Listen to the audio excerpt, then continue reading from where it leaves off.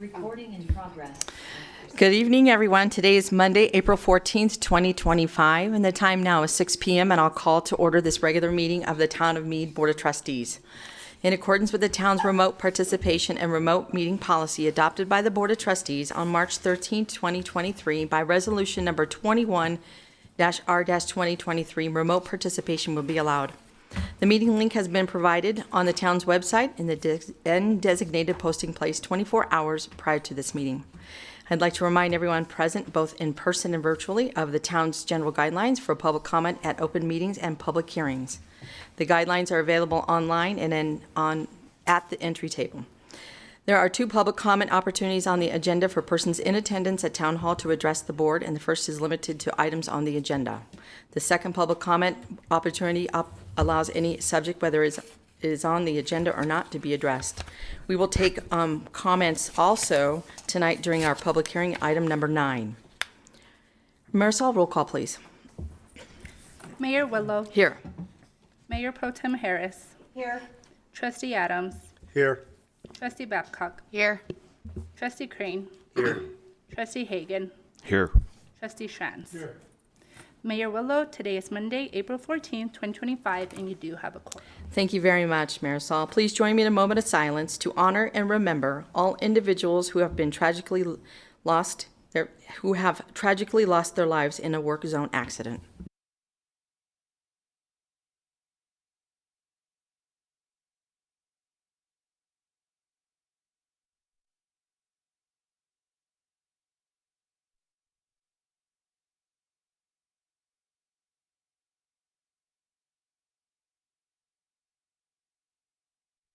Thank you very much for your time. Please join me in the Pledge of Allegiance.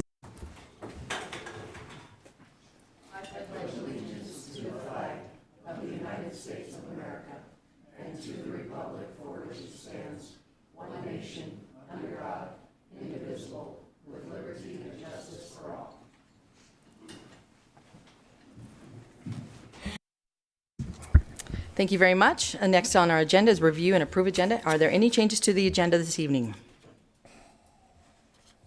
Hearing none, may I have a motion to approve the agenda as is? I move to approve the agenda as is. Second. Thank you. Roll call, please, Marisol. Trustee Schranz. Yes. Trustee Adams. Yes. Trustee Hagan. Yes. Trustee Babcock. Yes. Trustee Crane. Yes. Mayor Pro Tem Harris. Yes. Mayor Whitlow. Yes. Thank you. Motion carries. We have an agenda for this evening. Next is our staff report by our town manager. Ma'am, you have the floor. Thank you, Mayor. Trustees, you have my report. I do have a couple things I'd like to add. The egg hunt this weekend was a smashing success. I think it was a combination of good weather and in a bizarre twist of fate, we changed the location and people liked it. Often when we do any changes, people don't like it, but this was one of the rare opportunities that change was a good thing. So we got great feedback on it. So I just wanted to, let you know about that. I also want to let you know that our preferred engineering candidate fell through. She was going to come for a ride along tomorrow. I call it a ride along, come in, but she took another job. So if you know any engineers, send them our way. It is the hardest position to fill. Yeah. At any rate, I just want to let you know that that continues to be our challenge here at the town of Mead, and frankly, in the engineer bars that I frequent, everybody has the same thing that they say. So, also, it looks like Domino's will be coming to town. Trying to pull their permit for tenant finish at Mead Town Center. So, I don't know how long that'll take for them to get done, but they're very anxious to get moving on that. So that's pretty exciting. Next, at the next board meeting, you'll be approving the site plan for O'Reilly's, and that they want to start immediately as well. And that's over there behind Quick Trip. So just so you know, you have some shopping options later this year. And then please check your emails for updates that I've sent you. I sent you an update on the mobile home that we talked about at the retreat and just general correspondence. So, and that's all I have on my notes to add to my report. Thank you, Helen. Questions or comments for Helen tonight? Tricia? So with the new school being built behind the high school, I was just thinking the other day as I was driving there at 3 o'clock in the afternoon, the amount of traffic at 66 and County Road 7 is going to get even worse. Is there any way that we could leverage that school opening to push them to do something more with that intersection? And that's kind of a question for you and you, since you're very much into that world. It's already a nightmare. The middle school starts 5 minutes off from the high school. So when there's in addition to the high school, a middle school starting at the exact same time, that the amount of traffic flowing from here to there and then back the other direction at the end of the day, it's going to be an absolute horror film beyond a nightmare. I don't know how that intersection is possibly going to end if we've added a roundabout in there. What is that going to do to that roundabout when that traffic going southbound backs all the way up past that roundabout and nobody can get through it in any, at all? I don't know. Is that something you've talked about with anyone on CDOT or with SVVSD or? Well, we like to have these dialogues with the school district. And as you know, the school district is governed by the state engineer's office. So everything that we do is we try to build this collaboration, and you've seen some of the issues we have with traffic over here at the elementary school. We continue to talk to them. I mean, what I'm hoping for is a staggered start time so that we. And so that'll help. And there also is a roundabout planned at, nearer to the school. Right, yes. And so there's one going to be there, and then as you move to the north, there'll be one north of 66. There also will be turn lanes as part of the Mead Place project. So Yeah, but that's only going to be one direction. We need it the other direction too. And that corner, I've not heard anything about a developer. well, there's a development there that will be coming in for annexation, which is Kitely Ranch. So that's the property on the east side of 7. Okay. And that's going through, it will start the annexation and PUD process, so they will have to do improvements as well. The waterfront development has to do improvements. So I can't tell you right off the top of my head when that turn lane is gonna go in, but that intersection will be fully improved one day, just like the one down here. Yeah, one day. And do remember, these public improvements have to be done before a house gets done, if anything. So, Right, I know, but they don't have to be done before the school is up and running. So Right.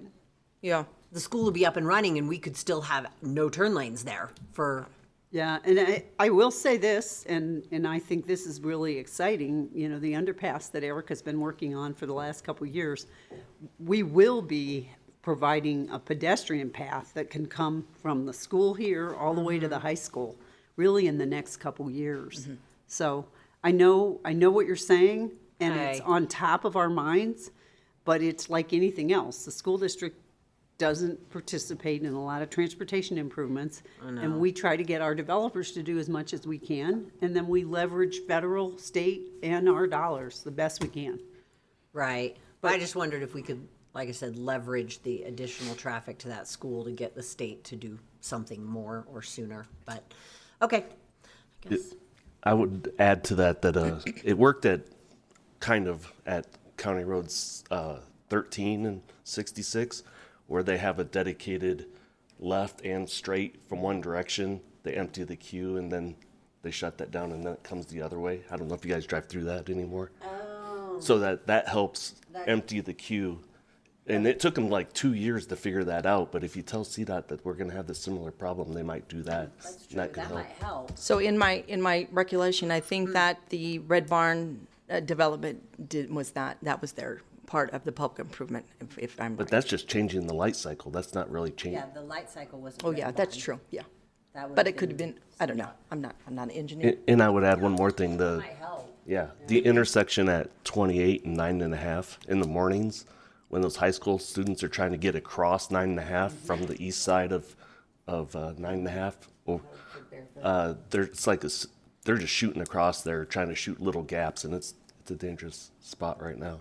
Yeah. And that's owned by Firestone. Yeah. But that's That's so intersect- that it's not intersection. CDOT because No. it's on the frontage road. I figured No, that. it's that intersection, correct me wrong, is it Firestone's? Yes. No, 9.5 and 28. Yep, it's Firestone, yeah. Any other questions for Helen? Okay, thank you very much. Next is our proclamations tonight. The first one is National Work Zone Awareness Week, April 21st to the 25th. And I've asked Trustee Crane to read the proclamation. Sir?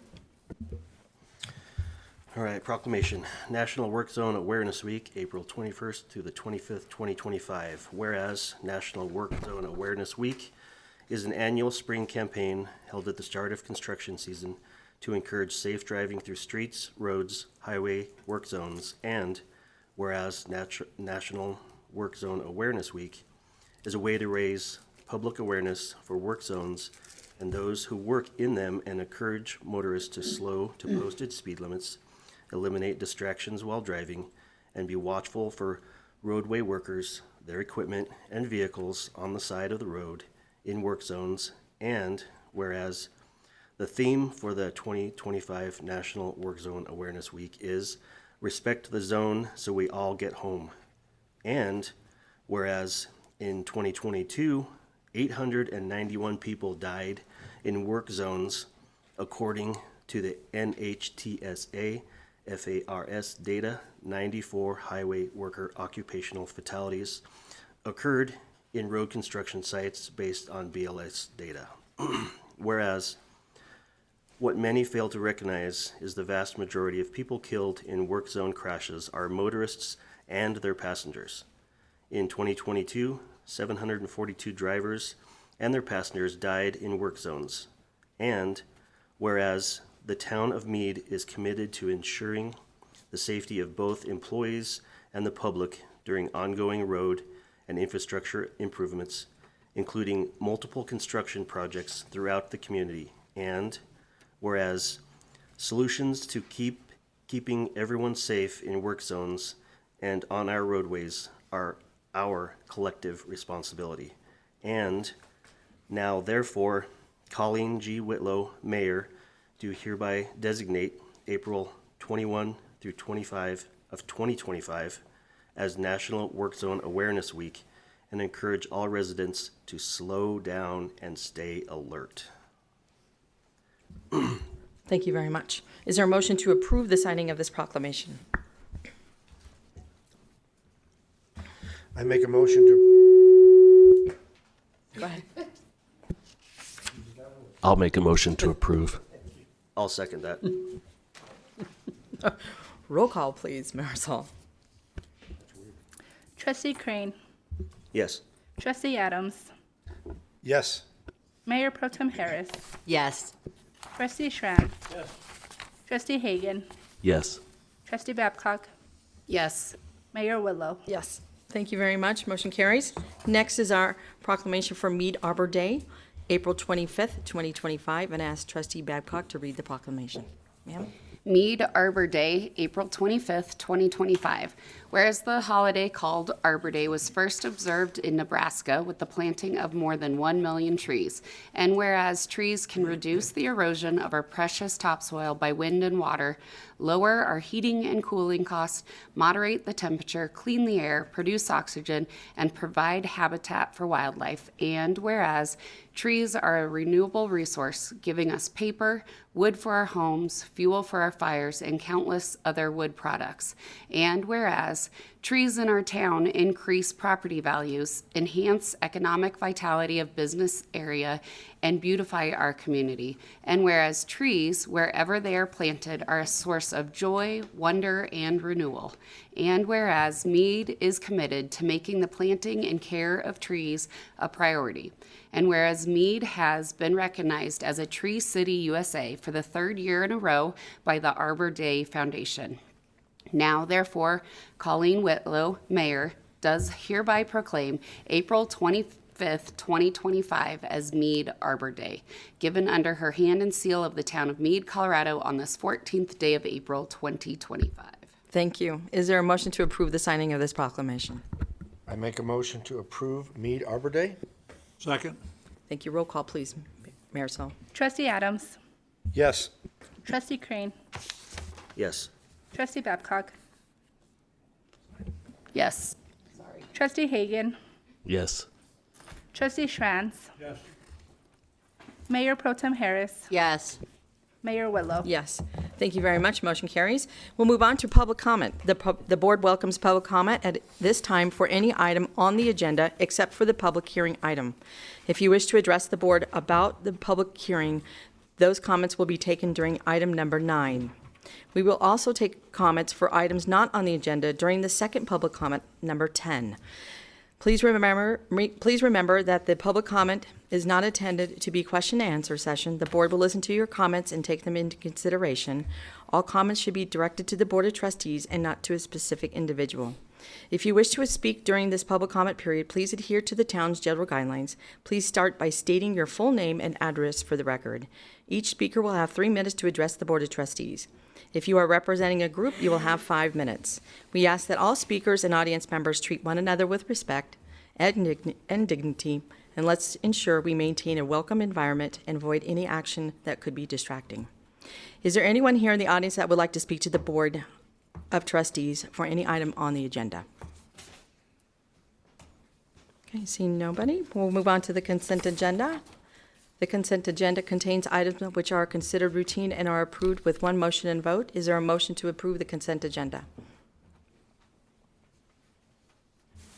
I move to approve the consent agenda as is. Second. Thank you. Roll call, please. Marisol? Trustee Babcock. Yes. Trustee Crane. Yes. Trustee Adams. Yes. Trustee Schranz. Yes. Mayor Pro Tem Harris. Yes. Trustee Hagan. Yes. Mayor Willow. Yes. Thank you very much. Motion carries. Thank you, staff, for putting our consent agenda tonight for us.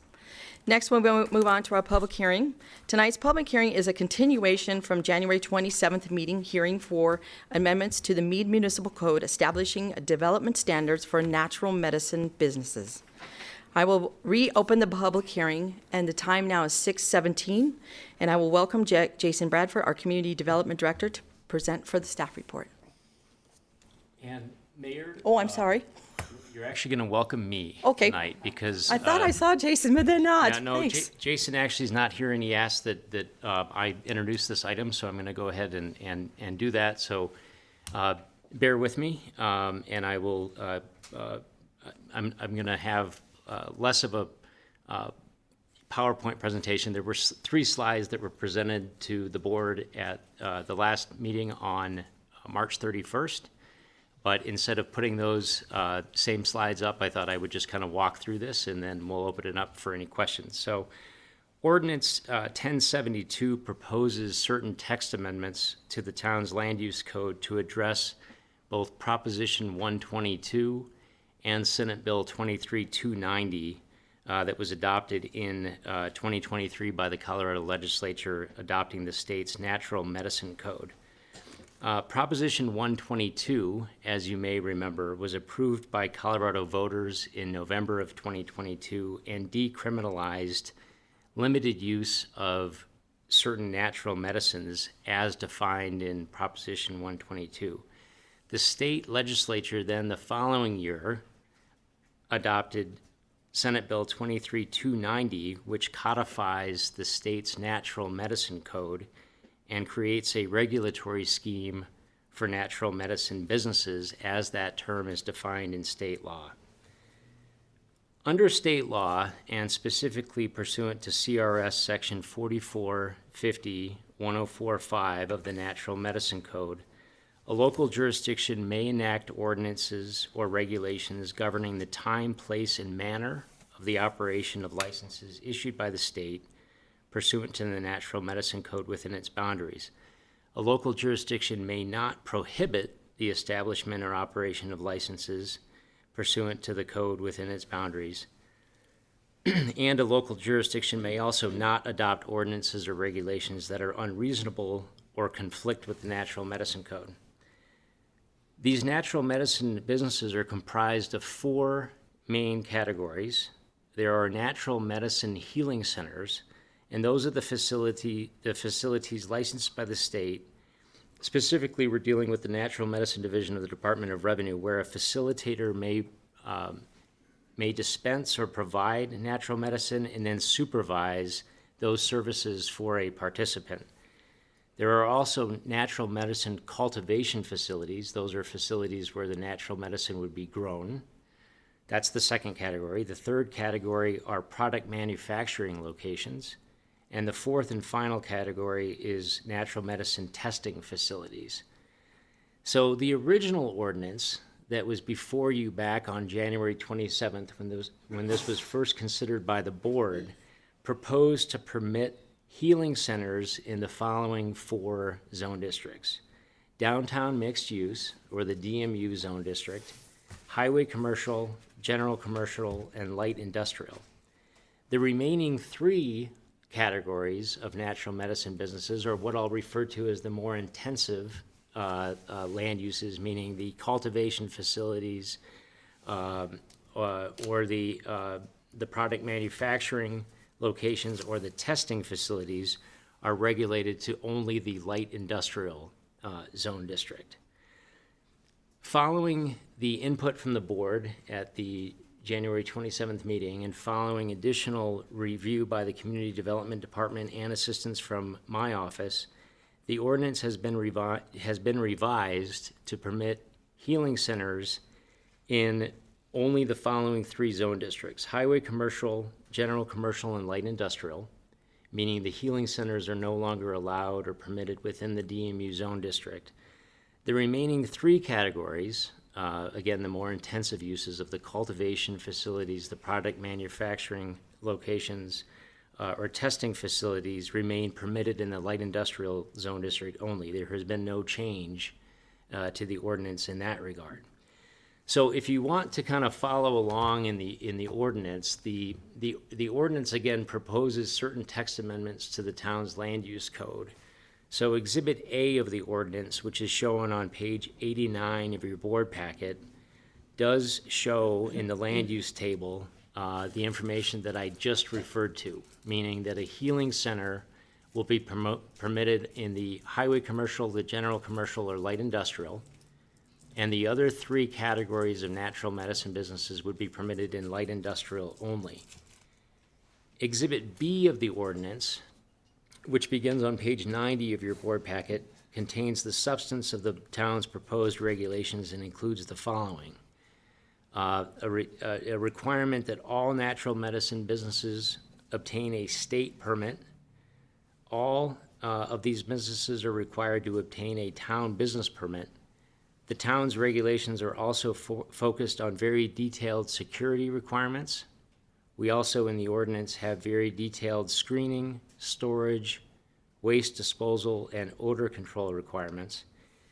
And the town's ordinance also does codify certain distance requirements, meaning these categories of natural medicine businesses may not be established within 1,000 feet of a child care center, a school, a residential child care facility, a residential zone district, or a public park.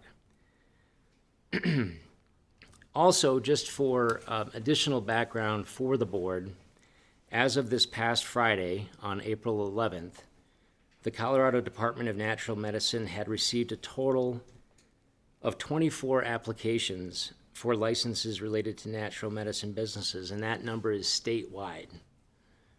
There have been no applications for natural medicine businesses within Mead's boundaries. The applications that have been received by the state currently are 12 for healing centers, 9 for cultivation, 2 product manufacturing license applications, and 1 for a testing facility.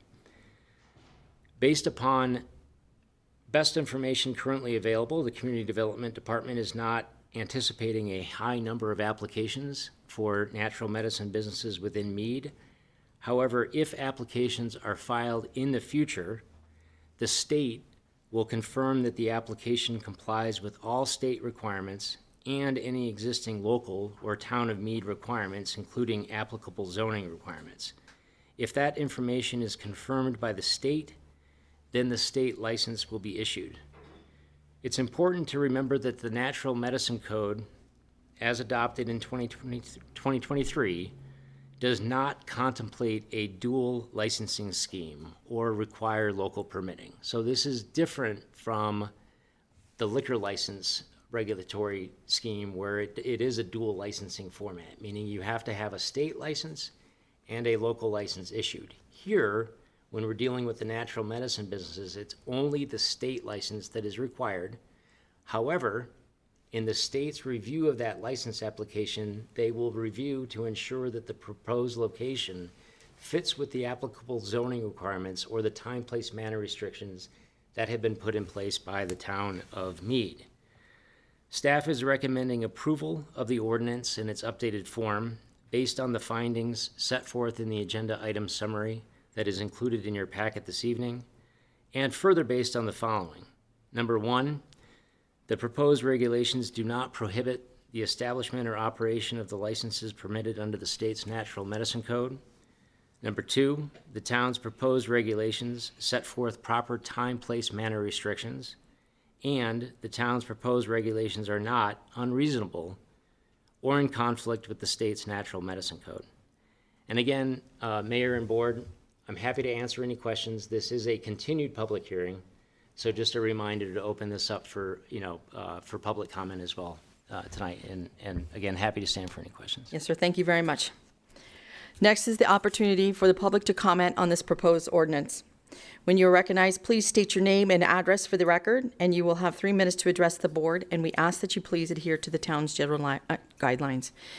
Are there anyone here? Is anyone here in the audience that would like to speak at this public hearing?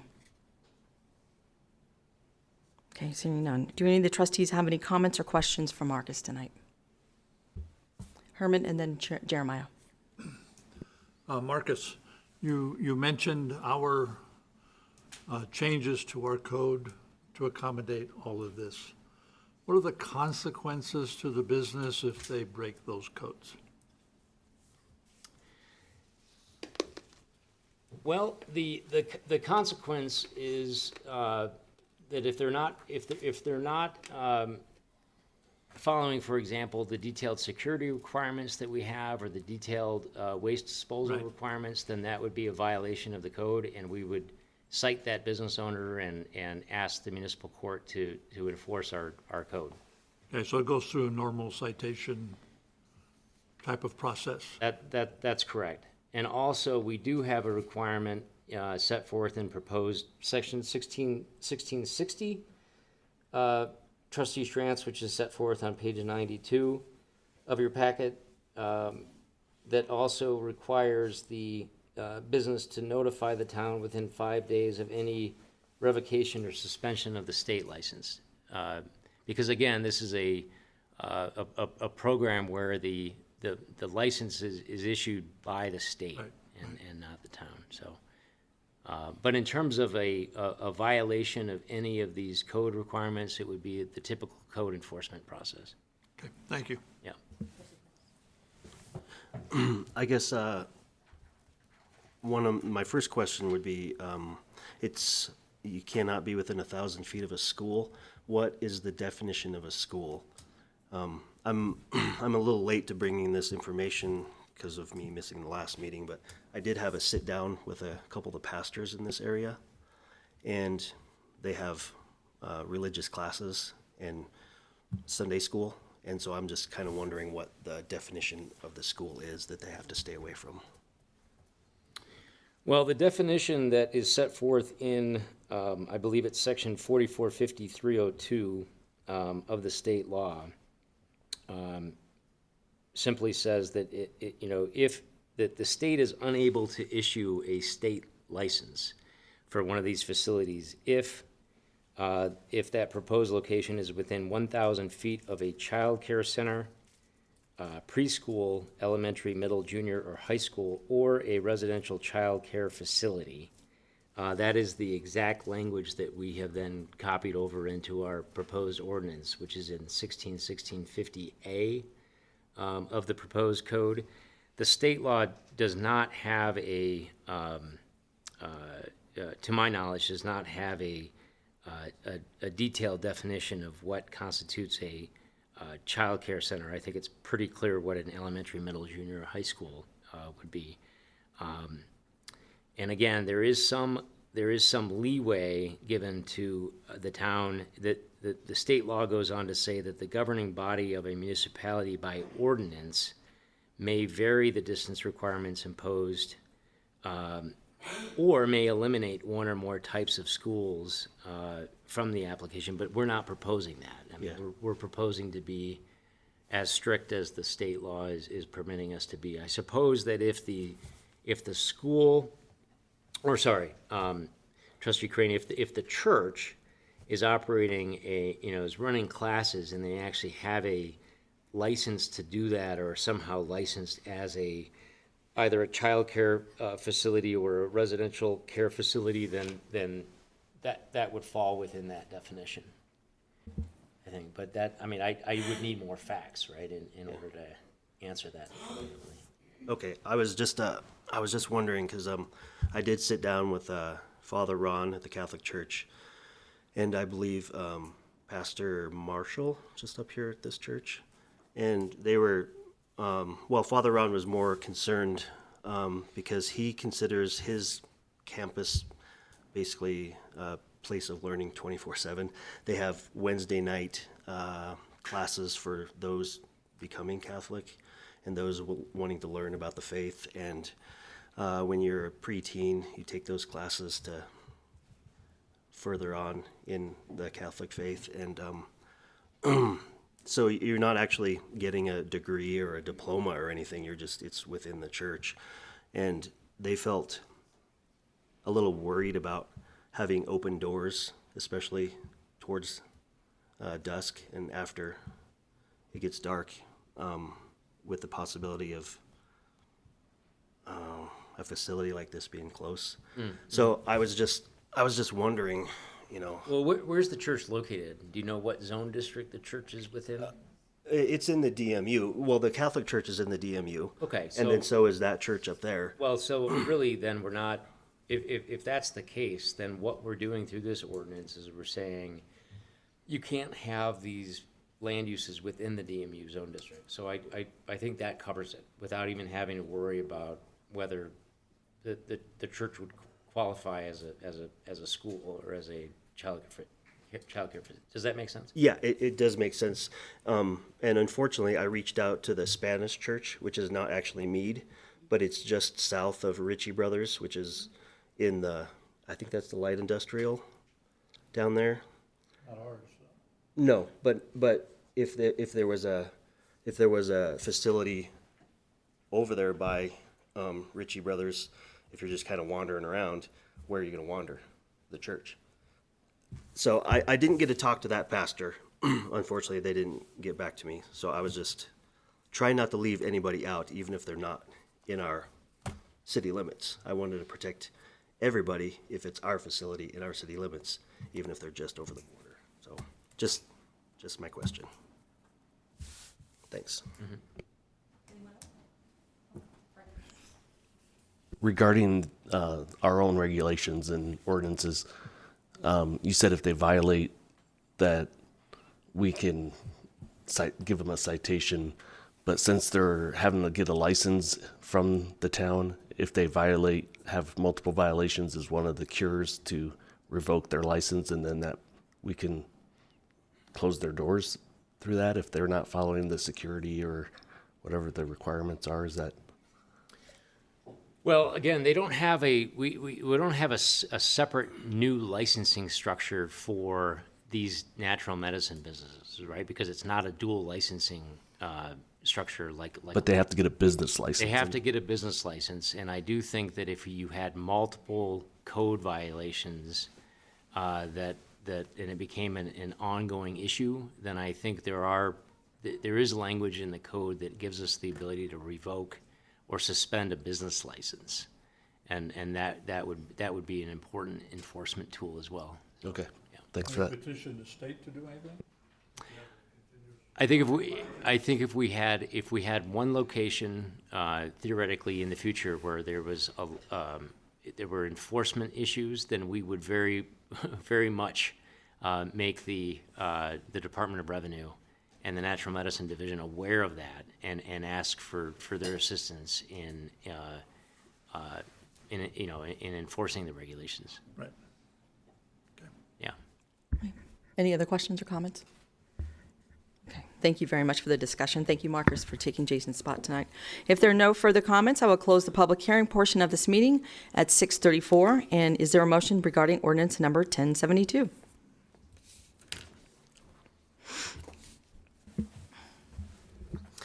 I move to approve ordinance number 1072, an ordinance of the Town of Mead, Colorado, approving certain amendments to the Mead Municipal Code establishing development standards for the natural medicine businesses. Second. Thank you. Roll call, please, Marisol. Mayor Pro Tem Harris. Yes. Trustee Adams. Yes. Trustee Crane.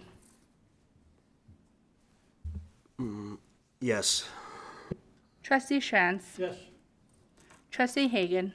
Yes. Trustee Babcock. Yes. Mayor Willow. Yes. Thank you very much. Motion carries. We'll move on to our second public comment agenda item. We have no further general business, and is there anyone here that would like to speak to the Board of Trustees on any item which is either on the agenda or not? Please come to the podium and state your name and address for the record. Okay, seeing none, we'll move on to our legislative update from our town attorney. Sir, you have the floor. Thank you, Mayor, trustees. With respect to the legislative update tonight, typically, I have the opportunity to review the State House report, which is issued on Monday afternoons. Unfortunately, it was not issued until after the meeting started tonight. So if you bear with me, I'll see if there are any important updates here. I did hear earlier today that the electric fence bill that has been making its way through the legislature this year has passed both houses and has been sent to Governor Polis for signature. There is a form request for veto letter that is available on the CMO website if there's any interest from the board there. The only other, I think one of the bills that we've been following this session is that Yes in God's Backyard, or the YIGBY legislation. That is the bill that allows churches and schools to bypass local zoning and utilize an administrative approval process. That bill will likely be heard on second reading in both the House and Senate this week. I think at the last meeting, I distributed CML's position paper on that. So if there are any questions there, please let me know. And then there are a number of, let me see here. The wireless facility permitting bill is still making its way through the legislature this session. Looks like that is scheduled for hearing this coming Thursday. Yep, other than that, I'm sorry. Usually I have an opportunity to review this in a bit more detail, but given that this email came in late, right after the meeting started, I don't have a lot of other updates for you tonight. With that, it should have came in your email if everybody is signed up for the Colorado Municipal League State House report, so it should be in your at 6 p.m. promptly. It came through, so I didn't have a chance to look at it either. But does anybody have any questions or comments for Marcus tonight? Go ahead, Trustee Crane. Yeah, actually, and we haven't talked about this bill yet, and I haven't actually brought it up yet because I thought it was just going to fail. But SB 3 with the semi-automatic gun restrictions, I was just wondering kind of what your take was on how it went through so quickly and if it's actually going to stick in the state of Colorado. That's not a bill that I've been following this session. It's not a bill that has been highlighted by the Municipal League as one where their lobbyists have been actively involved. I don't know if Chief, has the Police Chiefs Association been following that bill on the semi-automatic weapon? Okay. But if you do have a question on that, I'm happy to, do some research on that and figure out what the current status is. It's something that I can bring to a future meeting. Oh, well, I know the status of it. It's gone all the way through, and Polis actually signed it, which kind of shocked me.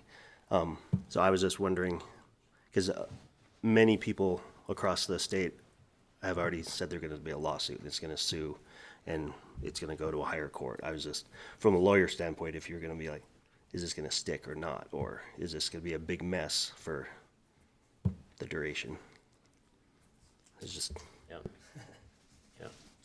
Probably big mess. yeah, probably. Yeah.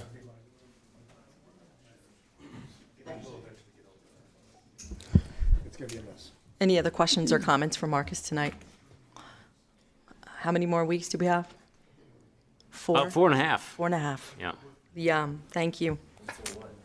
Till it's over. End of the session. Till the legislative session. Till it's over, yeah. All right, we'll move on to elected official reports. We'll start with the town trustees. Does anybody tonight have anything to report? Herman, do you have anything? Yes, I do. I have something. It's not a report, it's more of a comment. Has to do with last week's quote-unquote retreat that we had. Although I found it very interesting and got some good information, I just wanted to say that I did not get what I wanted to get out of that. It was, and I was afraid because it was a facilitated event, it had an agenda and it wasn't matching our agenda. So if we get to do that in the future, I'd still like it just to be the trustees, and find out what's in their heads and what they want to pursue, and we ought to come up with some singular approach to getting one of those things done. I heard a lot of good ideas, but it just seemed to die there. It didn't go any further. That's why I asked if there was going to be a follow-on session, because it just felt unfinished. That's all. Anyone else? You're looking at me like you need to say something. Can I? Sure, go ahead. I just want to echo what you said, and I feel you, and I don't think the session was what I expected either. It was not what I think we were looking to get done, and I would like a do-over also. Okay, anything else? All right. In front of you, I have a few things tonight. There's actually a letter, speaking of legislation tonight, it is a letter from the Colorado Association of Chiefs of Police, and it's a four-page letter. And our Chief Newbanks is in the audience if you have any questions about that. But I thought it'd be important for you to read that, take it home, and see what they're up against in this legislation. And the letter was sent to actually the governor, the Speaker of the House, and some minority leaders. So take that, and it's a few pages of worrisome from our chiefs of police around the state. Next, you'll see in front of you, every so often, the Colorado Municipal League puts out a magazine. I would say it's a booklet magazine.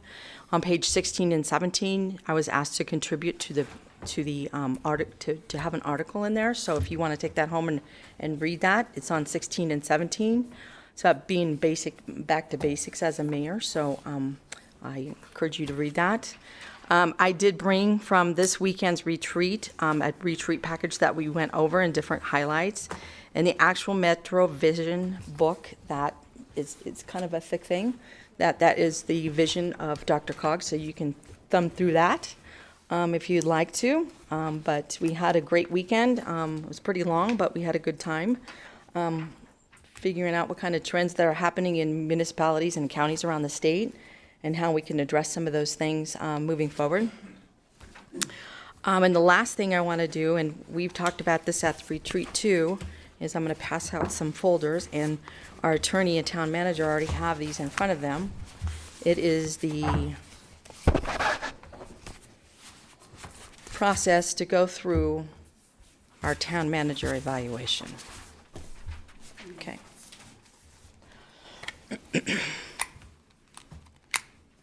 And I put some thought into this since we don't have an HR consultant. It's based on probably not probably, it is up to us to figure this out. And we've gone through this for many years together, and we've got 2 new trustees with us that we'd like to bring you up to speed on this, or I would like to. But in this package is basically a process and a timeline why we do this once a year. The mission statement, our vision statement, and a motto, and our guiding principles behind that. And these are just background information, of course. And the Mead Municipal Code, Section 2-3-120, it lays out the duties and the responsibilities of our town manager. And following that, it has been years that we've have this ICMA, which is a form that comes from the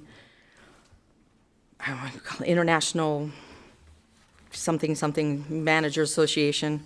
And so you'll see that along in your package, which has a watermark of previous.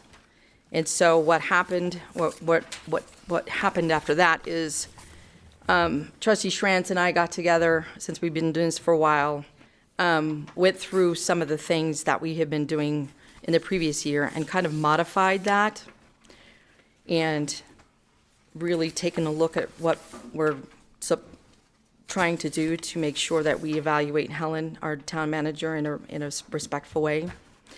And this is some of your assignment or your homework until the next time we get together, is to actually do the review. You'll see a condensed version right after that. And that, I call it the merit-based review. You guys I'm just thumbing through this, and we can have questions after this.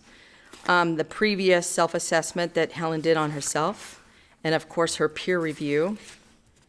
And the last thing that I would say, that there's a consolidated effort for the initial review when items are given back from the trustees to the person who's consolidating that, and then we have an executive session to go over the findings of this. So it's taken some time, taken quite a few days to get through to this point right here. But I'd really like for you guys to take an opportunity to go through this process with us and make sure what you see is that what you find is we can actually go through the same process that we've been doing for years. If not, I want your input, I want your feedback, so that when we come back together next period, the next meeting, we have an idea of where we need to start, and then go from there. So once a year, we typically get together and we evaluate our town manager. I'm proposing, and we've done this before, and talked about this, having once a quarter, do this so that at the very end of the year, when we're doing this for her, or with her, excuse me, that she has an opportunity to have an input too. So I would really like to have some input from you guys, feedback on the ones that are highlighted, the ones that are paper clipped together, and bring those back to us when we get together. I know that Brooke will not be with us next, but if you could get that done ahead of time and I can swing by and get it. And then next time we can get together and hash this out, because I think, and I know so, that it's all of us together. It's not me putting this together. It's not Trustee Schrantz putting it together. It's not one person. It's all of us putting this together to make sure that we have the right verbiage and the right way that we do the evaluation. And I've talked to many mayors around the state, and they do the same process once every quarter, and there's no surprises at the very end. And so that's my ask for tonight. I'll take this, and I will be available for questions after the meeting.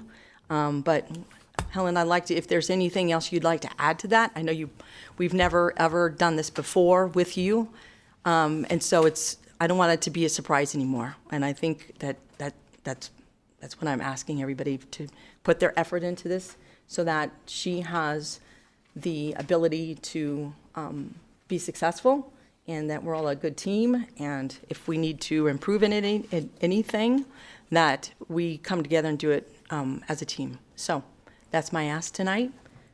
And let's see, what else do I have? Just basic meetings coming up. I appreciate you all tonight. I appreciate everyone coming tonight, really do. And with that, do we have a motion to adjourn? So moved. Second? Thank you, Mayor Saul. Roll call. Trustee Adams. Yes. Trustee Crane. Yes. Trustee Babcock. Yes. Trustee Hagan. Yes. Trustee Schranz. Mayor Pro Tem Harris. Yes. Mayor Whitlow. Yes. Motion carries. This meeting is over. I wish you all a good night, and the meeting now is adjourned at 6:50. Thank you very much.